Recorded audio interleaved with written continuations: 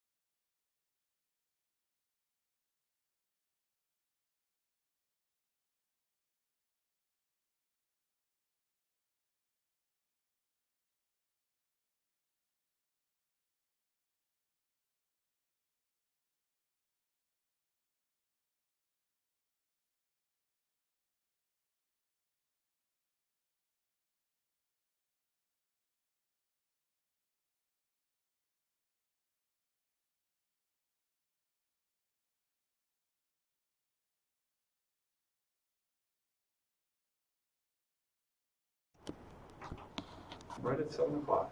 It's 7 o'clock, okay. If I can ask for us to stand for the Pledge of Allegiance.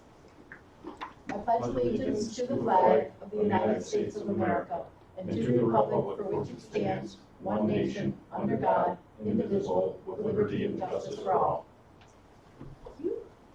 Oh, and can we actually remain standing for a moment and have a moment of silence for a former teacher, Mr. Ed Bars. He was a math teacher here from 1968 to 2006. He passed away.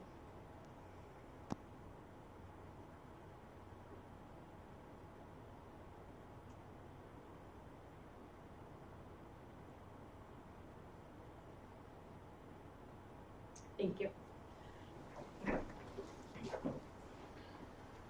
So that brings us to our consensus agenda.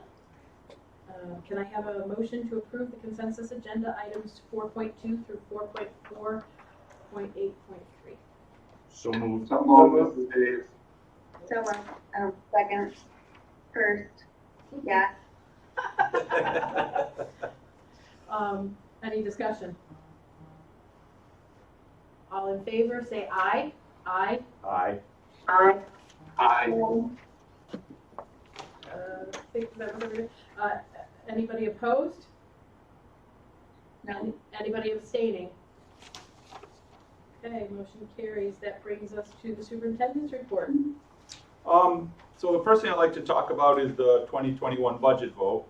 And the first thing in here, I'd like to say Mrs. Sadowski, who is our district clerk, when this came out at Friday at 5 o'clock and the next Monday she walked, well, I should actually say Saturday, we started talking early Saturday. She probably was reading it all Friday night and then she walked in Monday morning. This whole week, she has been working very hard on that. They really changed the whole process. Normally what we take 3 weeks to do, she managed to get done in 1 week. Some long hours, some hard work, so I just thank you very much for all your time and effort and energy with that. So first, information on there's information on the website. So if you go to the website, it's all there. There will be like a piece of paper like this that'll have the information that I'm going to be saying, so you don't have to be writing it down. Go to the Iroquois website. There's a little icon that says vote. I always keep looking at Cindy during this to make sure I say everything correctly. And it'll talk about when the vote is, how to vote, when things should be coming, how they should be coming. But to everyone, let me tell you, first, the newsletter will be coming. It's already at the printers. It was sent this week, so we received this with the dates. We produced that Monday, sent it to the printers. It's at the printers. The second it is done at the printers, it will be mailed to everyone's household. It will be sent to everyone in the district, so you should see that. But if you wish to see it now, it's already online. So you can go online and see the newsletter at this moment. The budget hearing has been moved to June 2nd. And so therefore our June 10th meeting, that's why we have to move it to June 2nd. Typically the budget hearing would be at this meeting, but because of the moving of the vote to June 9th, the budget hearing will be June 2nd. So tune into the webpage, it'll be live. It's a hearing. To hear from the public, there's information on how to reach Mrs. Sadowski. So during the hearing, if you have a question, you can email her. She'll be monitoring that, and she will read your question so that it can be answered. And all that information, again, is on the website. The vote date is now June 9th. So how the vote will be done this year? It'll be done by absentee ballot. All registered voters, over 13,000 of you, will receive the ballot in the mail. It'll come in the mail in an envelope. It'll have the ballot and a self-stamped addressed letter or envelope that you'll vote, put it in that envelope, close it, and send it back to the district. Before you close it, be sure to fill out the information on it, because absentee ballots have to have certain information, like your address, print your name, sign your name. It's not on the ballot itself. We will not know what your vote is, but without this information, we can't accept it because it's the laws and the governor left those laws in place. Students. So any student that is 18 years or older within the district will receive a letter that will have the ballot, a form to register for voting, for school votes, and everything you need to send back just like everyone else. So you fill that out, send it back, and your vote will count. Which brings me to eligible voters. Eligible voters are different than registered voters. Registered have filled out the paperwork and they're registered to vote. Eligible voters meet the criteria to vote but haven't registered. So therefore, if you're an eligible voter and you wish to vote, there's information on the website. Contact Mrs. Sadowski, and she will send you the information, the registration form, the self-addressed staff envelope, and the voting ballot that you can all send back, so your vote is counted. All of these self-addressed stamped envelopes holding the ballot need to be back to the district office by 5 p.m. on the 9th. So when you get it and fill it out, be sure to, am I doing something wrong? You're smiling. Just checking my videographer. So when you send this back to the district, don't mail it on the 9th and think it's post-stamped. Be sure to get it in the mail ahead of time and send it out, and send it back to us. We will be going to the post office at the end of the day on June 9th. So therefore, we can pick up the last ones that come in. We'll be going there right when they close and bring them back to the district, and they will be back in here by 5 o'clock.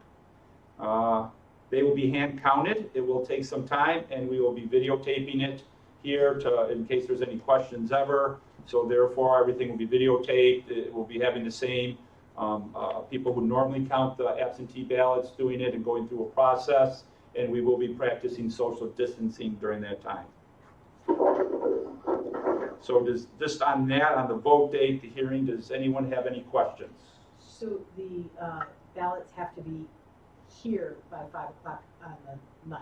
Yes. Or in the post office, so you can't mail it on the 9th? You cannot, I don't see if you mail it on the 9th, how it would get to us by the 9th. Is there a way that people can, if they are last minute people, to drop it off at the school?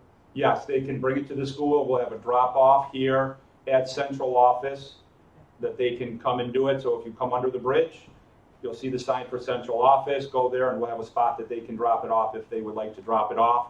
And if you come to do that and other people are around, please make sure you're wearing your mask and you practice social distancing at that time.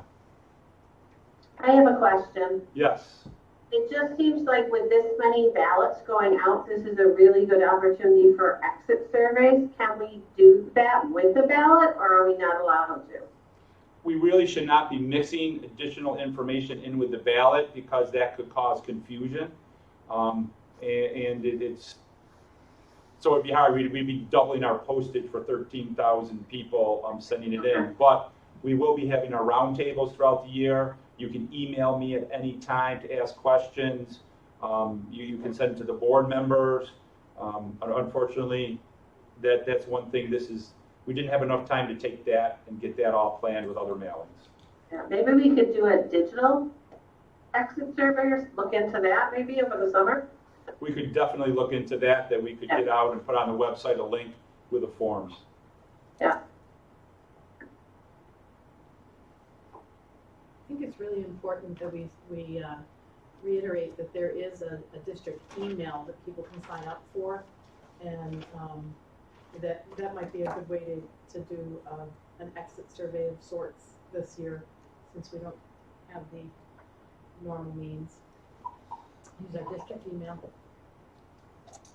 Yeah, we can definitely do that. And we've been sending everything out.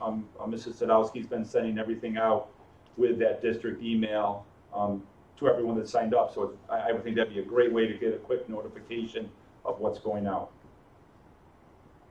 And even my Connect Ed messages that I send to all the students' families are posted on that.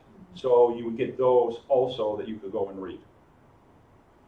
So there's one Q&A that I changed a little bit. I had an individual, he wrote in the newspaper, and we always talk about it during the budget presentation about staff and reduction of staff and how many. So we in the newsletter this year, there's that one question about right sizing. So I actually put in there the percentage changes because over the last 10 years, enrollment has dropped about 24%. So a fair question is, what has happened with the staff during that same time period. So for general education, it's dropped by 15%, and administration, we've dropped 5%. Now, special ed has gone up because of the number of students needing services, but for like the regular elementary classes and that are impacted the most direct by enrollment, we have dropped those again by 15% and 5% by administration, and that is in the newsletter. So everyone should get that information to answer that one concern the individual had that he wrote into the newspaper for. Does anyone have any other questions about the budget vote or any other information that you'd like to get out about it? So we'll go to remote learning. Remote learning, Dr. Dudek will be doing this because she's at a remote location. I will be performing the clicker for her, so you might see me asking her to click through. And really, again, with remote instruction, we were told on Friday we had to start the next week, and we really had to revamp the instruction delivery very quickly. And I really like to take this time, just to say, thank you to the teachers. They were great. Administration really made a lot of changes. The support staff, everyone really did a great job. And I think this is going to set a foundation for years. We're going to reflect and improve on it. And what we did is some surveys. And so Dr. Dudek is going to talk about the surveys of feedback we got back. This is the first survey. We've done a second survey that we're just starting to get the data back because we realize over time people's opinions will change. So I guess I'll turn it right over to Dr. Dudek. So go ahead. Hi, everyone. So first of all, thanks to all of the parents who participated in taking the survey. It was open for approximately 3 weeks.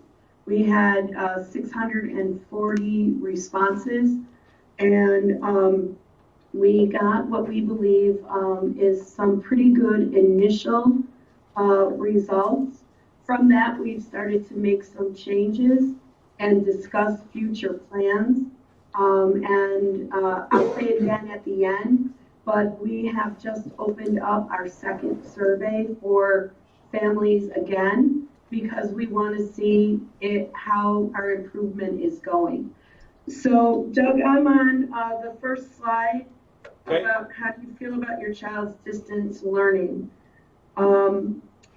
This one is a K-12 survey question, and as you can see, 76% of the respondents felt very good about the distance learning experience. Parents commented on how appreciative they are to the teachers and administrators for the work that they've done, and a lot mentioned that given the circumstances and how quickly the school setting changed, how well they were receiving the information. It was very helpful for them. So we were pretty pleased with that.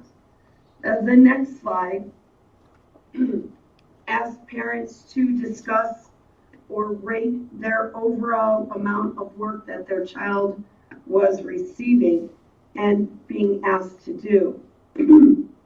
When the parents completed this question, they reported that the amount of work the students were being asked to complete was, for the most part, manageable or slightly overwhelmed. But that slightly overwhelmed still indicated that the students were still able to complete their assignments. So approximately 85% of the 620 families responded in a positive framework. The next slide. This is where we differentiated a bit. At the K-4 level, to host virtual meetings, there were a larger variety of programs being used from Teams, Zoom, Class Dojo, Seesaw, items like that. The K-4 families, there were 222 of them, responded that very positively. 87% felt that the virtual meetings were going very well. And I myself had the opportunity to sit in on a few of the meetings, and it was really very nice to see the kids and see them participate. And they were very, very polite in that they would take a turn and then they would ask their teammate, another student, to ask their opinion rather than all speaking at once. So they did a very nice job. The next slide looks at the 5 through 12, and 5 through 12, they primarily use Teams. We are seeing here that 68% of the respondents actually rated it very high, and what we're noticing is that Teams is great because it connects all of the other Microsoft programs that we're using, such as OneNote and Class Notebook, PowerPoint, and the like. But we're still learning about Teams in many situations.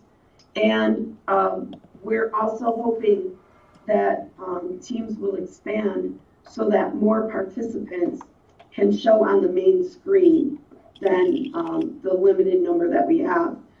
It is supposed to be going up to 9 and eventually up to 30 based on what Microsoft has told us. And the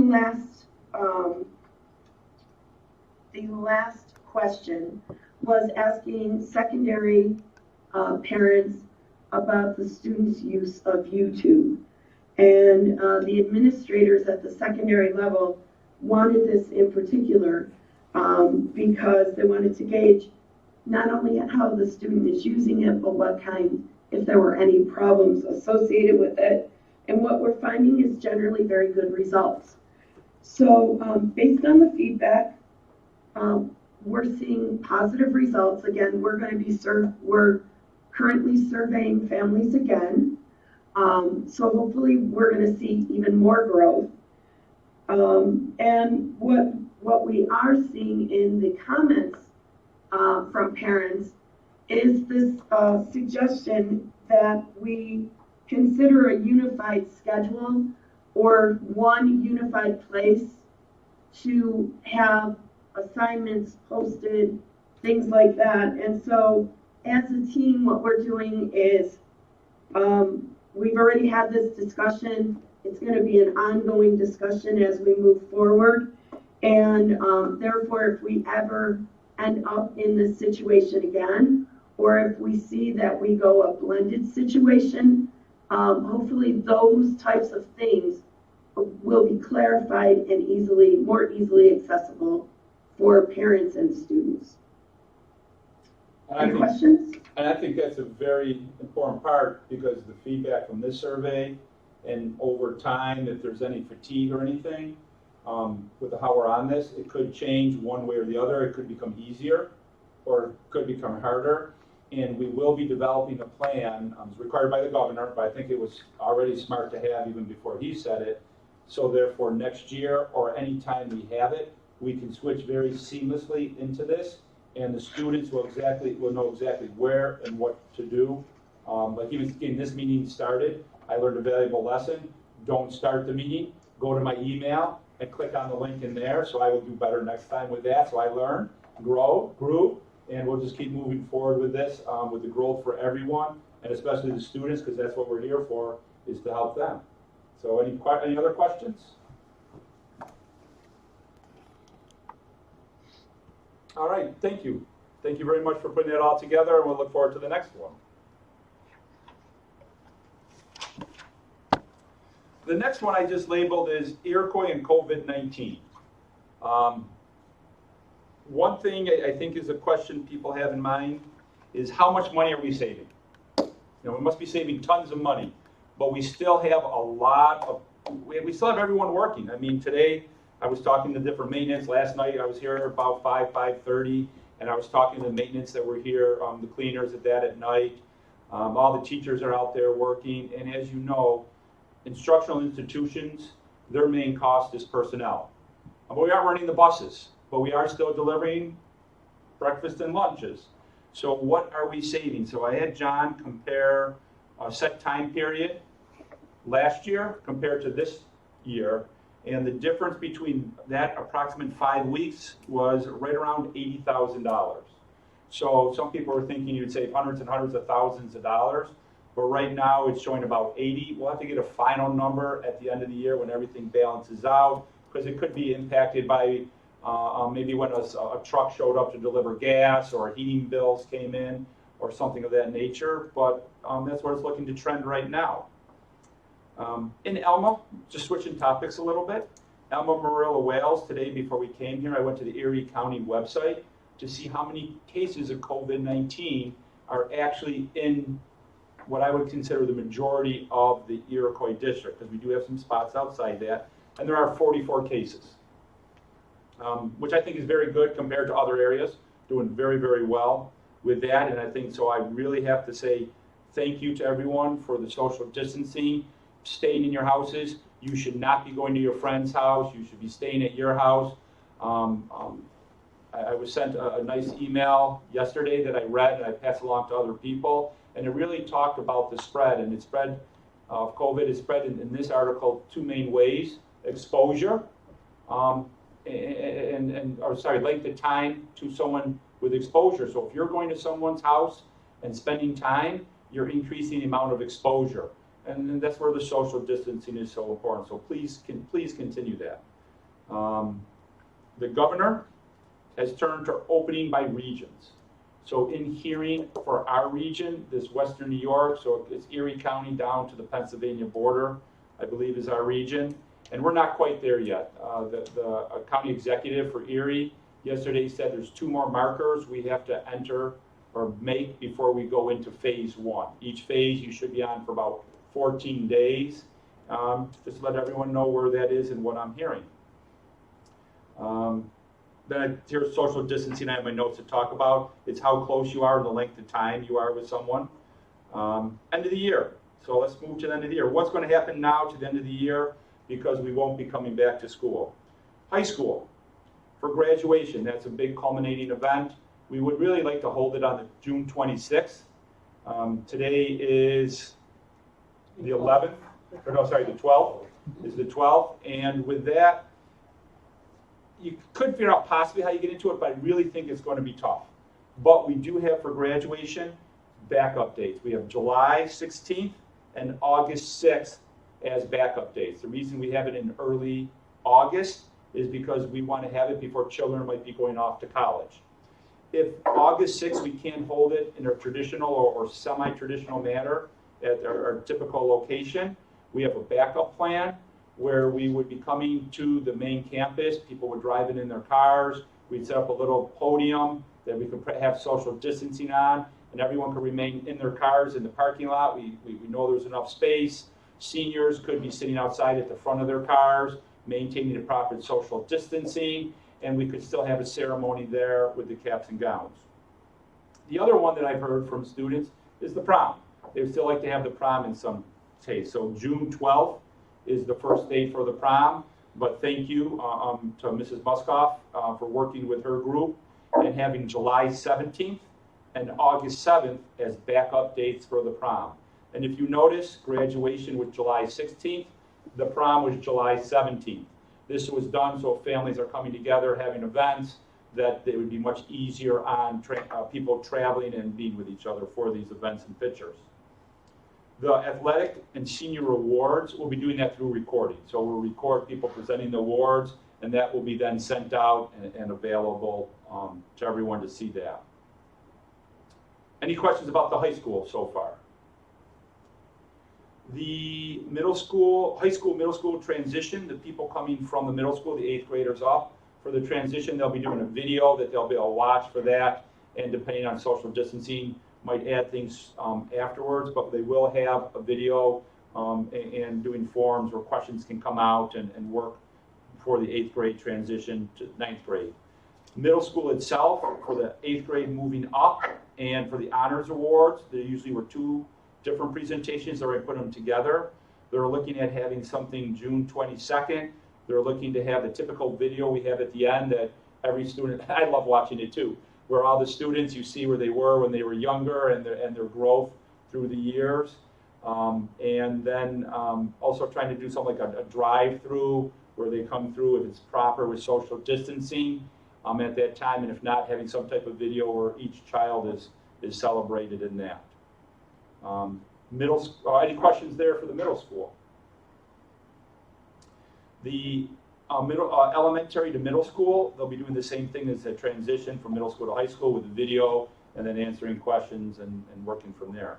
The elementary, 4th grade moving up, we call it, 4th grade to 5th grade. We're still working on that one because they're younger. It really depends on social distancing, so they're still thinking on that. If we can get to a spot with social distancing, they like to maybe do one class at a time, have it very spread out in a large room. But if not, they'll probably be switching to a video or something of that nature. Any questions on any of those? I have a question. Have you talked at all with the elementary teachers, I think especially about when we come back in the fall, being able to do a day or a week with students with their former year teacher, or looking at that at all for closure? That's a great lead into my next part about next year. So Okay. yes, I have talked to the principals and have asked them to reach out for different ideas for that. Right now, with how the budget vote is coming in and the time, I haven't spent a ton of time talking about that, just asking people to go out and start to gather ideas. And even for everything for next year, because we will have time in the summer and everything put together. One of the initial concerns we have is if we have the kindergartners showing up the first day and those teachers are trying to say hi to the kids that transitioned on, how is that going to take place logistically? Not that we don't want to do it. And we've had some different ideas. We've been talking about that. They could start a little later. Couldn't they start a few days later? Well, but that would impact their 180 days of attendance then. But Right. they used to come in for half a day, so maybe you could do something the second half of the day, and that's why we're working on that, trying to balance all of that out for everyone. Okay. And then the idea we were thinking, like 4th grade teachers, would it be possible for them to come in early and meet their kids as they come to their 5th grade classroom and then go to their buildings? Yeah. But then we also have to realize they have families that they might be getting on the bus. But these are all things where we have to definitely work with the teachers on of what would work well for everyone, because they know everyone wants to see their class from this year one more time. I'm lucky in my career I get to see them for 13 years. Let's see, so for next year, switching to the next one, we're starting summer cleaning.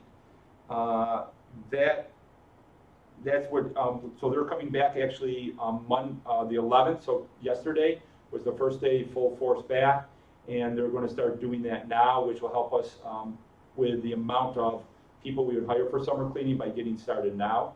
The other thing that we are starting to get quotes on is for the middle school stage. Mr. Carlin has sent me, and John, and sent Mr. Wolski in the business office, different quotes for that stage, so we're moving forward. And we sent an email out to the director of the musical, because we have to get all that, we left right before it happened, so all that's still on the stage. We have to get that off, but by the time they're set up and all the companies can go back to work, we're hoping to have everything set so that can be really smooth transition into taking care of the stage. I have a question. Yes. My daughter is in 9th grade and she has a whole bunch of stuff in her locker. And I was just wondering if the students would be able to get that stuff out. Yes, so what each school is doing is they're setting up a method for doing that. So right now they're coming up with a plan that will be transmitted out to all the students for their buildings. How that will be accomplished later, because we need direction from the state of what the last day would be. They're throwing around a couple different ideas, and then we'll know what date it is, and we can say, here's when you're picking up, because also all the students have school equipment at home, books, computers, that we will need returned because we have to re-image all the computers for next year. And so there will be where they're dropping that off, and we also need to know what are the social distancing protocols in place at that time, because we want to make sure there's appropriate social distancing taking place for when the students come to get their materials and not. I know the middle school has already started. They put little stickers on each locker where they're going to put the stuff in bags. So that's prepared for them when they come back for a quick and smooth exchange of items. For next year, Great, thank you. you're welcome.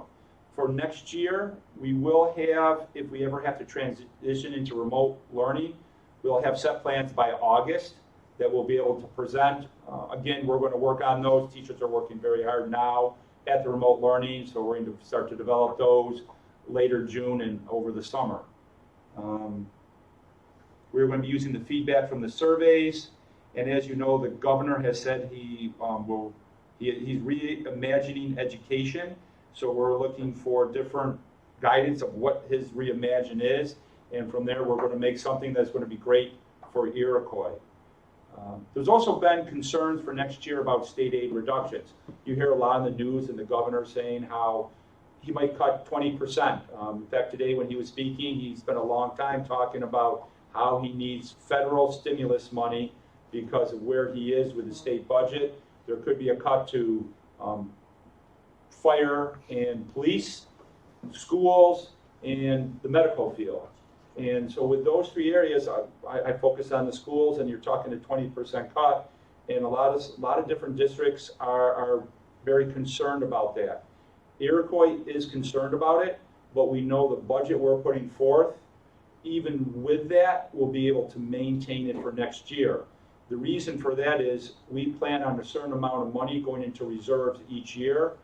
We feel between the unappropriated fund balance and the reserves that we can maintain our programs. And why we're looking to do this, and the governor is also saying that he's looking at a 3-year impact to the state, but when will people get back? When will they be going to stores? When will companies, when will that income come about? By buying this year, we'll be able to do a very good, knowledgeable decision on where we're having the impact and how much, rather than just guessing at it this year. Some years we're very unfortunate because we get very little state aid, so we're used to having that impact at our district, and so the other districts are doing a great job managing fiscally. They're just in a different situation than Iroquois. We've always been very conservative and prudent here, and by continuing that, we will be able to manage next year. But by all means, our belts will be tight. If this happens, they will be tight belts. But we can do that, and we will do it, and the most important thing is the students. Anything you want to add here, John? I think that says it all. I think we built a budget that can withstand that state aid fluctuation and for at least 1 year. So beyond that, we'll keep our eyes open and have ideas in our heads on what the plan is for when those reductions occur and what the next step will be down the road. Any questions? Okay, so I will move on to a breakfast and lunch. I did receive an email because we are providing breakfast and lunch. You can pick up or have it delivered to any student, or sorry, any child at Iroquois. And with that, someone said, well, who's paying for this? That was the email I received. And so just to be clear, the state and federal dollars are paying for it. It's not coming out of school funds. It is being paid for by state and federal funds. John, did you want to add like the number or anything else we're waiting for here? Our latest summary on what we're doing with the lunch program is at the high school, there's a pickup point for people to come between 9 and noon. And we're doing about 425 lunch breakfast combinations every day at that location for pickup. And then we are making deliveries to 66 different locations. And that's about 161 breakfast and lunch combinations a day being delivered to families in our district. So we're well over 500 Yes. meals a day we're serving. It looks like right now from the governor's office that this will be going through the end of June. To June 30th. To June 30th, so we'll be doing this until June 30th. I did about a week or two ago hear the governor mention something about possibly extending it through the summer. If he does that, we will be looking to do that. Other than 2 weeks ago, I have not heard any mention of it, but the way and how fast things are going, I imagine for him, we're in May. That's not till like July or August. He goes on, the news every day and speaks. So I'm thinking he has a few other things he's taking care of right now. But we'll keep everyone updated with that, with my Monday messages if there's a change, and also on our website. Any questions about the breakfast or lunch? Bond revenue. Well, go ahead. It's Gunnar. Yes. Thank you for presenting that. I just think it's important to stay on top of this as it develops for the summertime, because as you alluded to, the economic situation that we're currently in isn't just gonna get better overnight. And as you heard and presented, numerous families are utilizing this resource, and it's an important resource for families in our community. And I just implore the governor and federal government to take a look at extending this program throughout the summer for families, especially due to the economic situations that we're finding ourselves in. Well said, absolutely agree, absolutely. We'll switch on to a bond refinancing. So, John, did you save us money? Yeah, so we started with a bond action by the board 2 meetings ago, I think. They approved the initial plan. I really can't hear John. No, John, could you move closer, please? Thank you. Where's the mic? Right over, if you would go over where Jane was, I'll move down and you can move right over there. Okay. Am I better now? Better now? Yes, Okay. thumbs up. Yeah, I can. All right, so about 2 meetings ago, the board approved a plan to do a refinancing on an old bond issue that we had from 2012. The idea at that point was we were going to save $150,000, $180,000, somewhere in that range. The bond, because of the financial markets have been turning so much, then we took that off the table and said it didn't make sense because all of a sudden things changed. We weren't going to get the money back that we thought we would. And now, just within the last couple of weeks, things have shifted again, and now it was back on. So we did get approval to go forward with the refunding of that bond. The net impact is going to be a savings to the district, budgetary savings of about $173,000, and that's over 7 years. So it averages about $25,000 a year. Not huge money, but it's a great help to get things for the next 7 years. It's going to help us. So it was well worth doing, and we thank everyone involved who helped to get that done. Great job, John. Great job. So the last thing I have is recognition. I kind of laugh because even though school is not taking place here at school, there are still things to recognize people within the district for. So the first one is Leah Streety, and she did receive a scholarship through the Buffalo Philharmonic Orchestra of the Youth Musician Scholarship Award. So congratulations to her. And I believe there's a YouTube video of some of that, so you can see that. ITAC, let's go back to that. To honor the seniors, they will have a slow roll of cars to a billboard unveiling. This will be on May 28th. So you line up here at the high school. Please stay in your car, practice social distancing.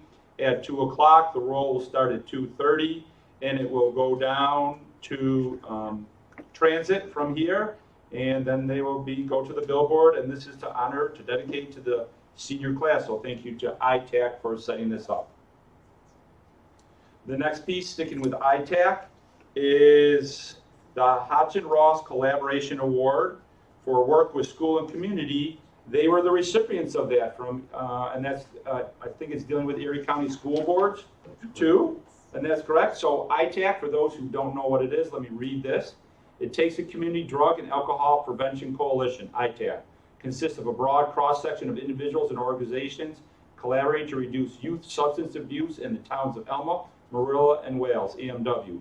Partners include the Iroquois Central School District, Senator Gallivan, Assemblyman DiPietro, Alma Town Supervisor Wayne Clark, Alma Police Department, Town Judges, New York State Troopers, Erie County Sheriff, Kids Escaping Drugs, EMW Boys and Girls Club, Grace Community Church, Erie County Health Department, and Independence Nursing Care, East Aurora B, EMW Kiwanis, Iroquois PTOs, East Aurora Chamber of Commerce, Moog Incorporated, the Bank of Holland, the National Guard, Focus Coalition, Alden Substance Abuse Coalition, the Western New York Prevention Resource Center, and they're all working in collaboration with EMW Community. ITAC continues to implement evidence-based strategies that would decrease the use of youth, illicit substances, including alcohol, marijuana, vaping devices, and opioids, through media campaigns, information, dissemination, community support, policy change efforts, and many varied activities. The group has created an awareness in the community. And they've had multiple activities. Some of them are the billboards. The high school journalism class has written articles. There's a health fair they do every year. This year I think it was actually canceled because of COVID. The creation of public service announcements. Students last year and this year put together some great videos, and last year they actually won an award for what they put together for that public service announcement. They received a grant for over $625,000, which they used to purchase things and other partnerships. And one of the things they've done is introduce a prescription drug drop-off box in the community that's used very widely. So thank you to the community for using that, and congratulations for that collaboration award for ITAP. Last one. This is a recognition. I received this from NISBA, so it's obviously a board member. And this is for Level 2 Excellence Award, and it's a certificate of recognition. And we appreciate the additional time you devoted in fulfilling your responsibilities with your local school community. Thank you for putting in the additional time and effort to foster your personal growth and development. Congratulations on your achievement. I actually would like, we could have a little pool here to see who it is with all the board members, because I know you all do so much. But if you vote for Charles Speck, you would have won. So congratulations. I shake your hand, but I'll set this here for you instead. Congratulations. And that's it for the superintendent's report. So thank you.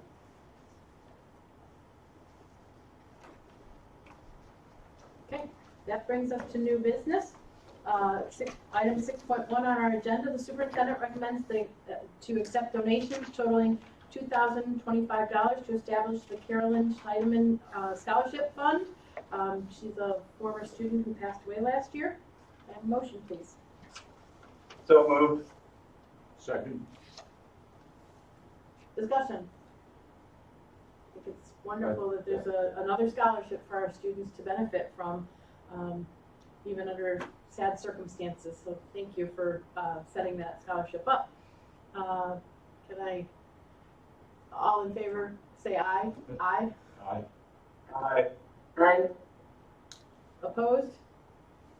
Abstained?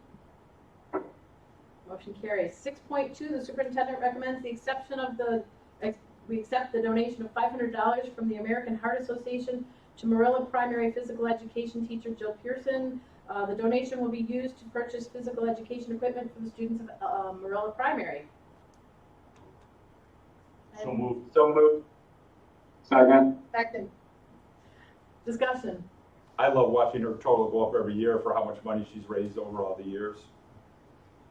Okay. All in favor, say aye. Aye. Aye. Aye. Opposed? Abstained? Motion carries. 6.3, the superintendent recommends the approval of the property tax report card for the 2019-2020 school year. Can I have a motion? Second? Louise, okay, thank you. Discussion. It's all been submitted to the state, I believe. Yeah, it reflects the budget-to-budget increase of less than 1%, 0.72% on the budget increase, and 2.08 on the tax levy, which is the allowable tax levy increase that we have. All in favor, say aye. Aye. Aye. Aye. Opposed? Abstained? Motion carries. 6.4, the superintendent recommends the approval of the following resolution. Whereas the Board of Education has reviewed the commitment statement from Erie to Chautauqua Cattaraugus BOCES for services to be provided during the 2021 school year, and agrees that such services are required to complement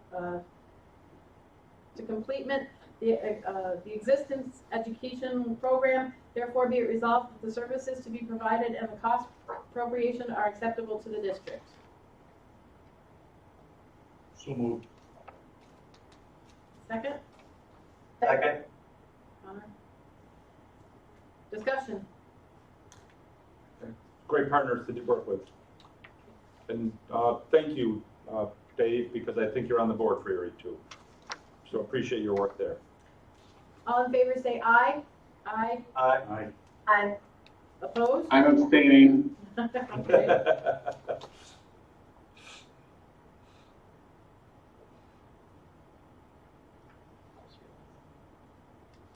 Okay, motion carries. That brings us to 6.5. The superintendent recommends the first reading of amended policies number 5676, privacy and security for student data and teacher and principal data, 5720, transportation of students, 6215, probation and tenure, 7240, student records, access and challenge, and 7511, immunization of students. So moved. So moved. Second. Discussion. Is there something different about our immunization of students policy? Is it like we had concerns with being told that we were going to have to start disqualifying students from education if they didn't have certain. No, it's just up, because we have three, is this the first reading? This is the first reading, it's just the policy catching up with laws that were in effect that they passed long ago. There's been no change. Okay. It was the HPV, I think, is the one that they were concerned. Right. None of that has gone through or anything. So nothing's changed. Nothing's changed from Okay. what we were requiring, or what the state said we had to require 6 months ago. Okay. Any other discussion? I have one, Sure. Louise. I have one. I heard on the radio that they were saying that it's possible that children are less susceptible to COVID because of all the immunizations they've been getting, especially like the flu ones. But Yeah, I'll keep my ears out for that. That one I haven't heard yet, but I'm amazed at how much information, how many emails I'm getting each day about the different things dealing with COVID.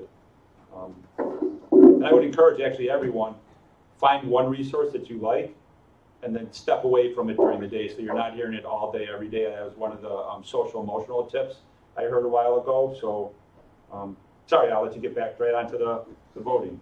All right. I have one other comment, if you wouldn't mind. If possible, where I work, they are encouraging us to go for the test to see if you have antibodies, and my husband and I did, so we're waiting for results, and we're encouraging our children to do, we're going to have them go for the same tests also. Smart plan. Okay. Any other discussion? Okay, let's take a vote. All in favor say aye. Aye. Aye. Aye. Aye. Opposed? Abstain? Motion carries. 6.6, the superintendent recommends the board reschedule the date of the regular meeting of the Board of Education on June 10, 2020 to June 2nd, 2020 to accommodate the 2020-2021 budget hearing timeline. So move. Second. Discussion. I'm just going to kind of smile and say, you really don't have a choice. Yeah, it is what it is. All in favor? Aye. Say aye. Aye. Aye. Opposed? Abstain? Motion carries. That brings us to item 7, board discussion. Does anyone have anything that they would like to discuss? I just have a quick comment. I probably could have said it during Doug's superintendent report, and I'll reiterate it again at our June budget hearing now. But I think it's just important for us to reiterate to the community that although our school buildings have been closed, education isn't closed and education hasn't stopped. Yep. Education and learning is continuing every single day within the homes in our community. Our faculty and staff are continuing to provide that education that we like here at Iroquois.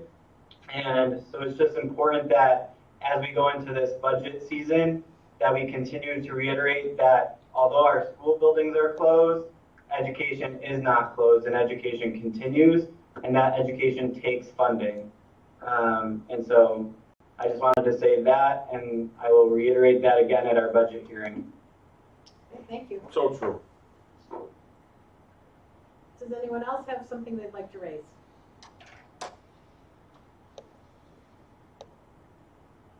Okay, well, with that, then we will, I'm asking for a motion to move into executive session for the purpose of discussing employment of a particular person. So moved. Second. Discussion? No. All in favor? Aye. Aye.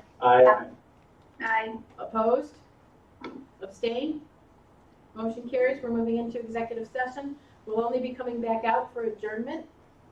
So thank you for those of you who came to visit with us this evening.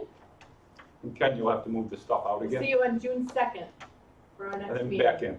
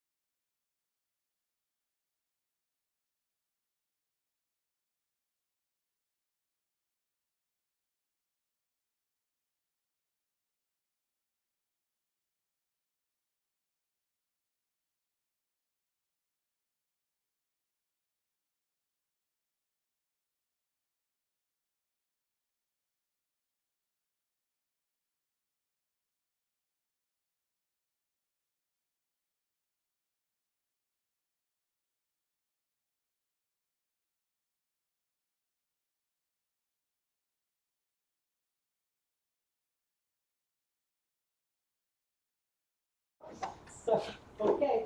They're having a hot cook. Okay, and so we have concluded our executive session. I would like a motion for adjournment, please. So moved. Second. Second. Discussion.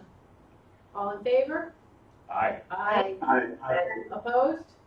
Abstained? We are adjourned. Thank you, everyone. Bye, everyone. Bye. Good night.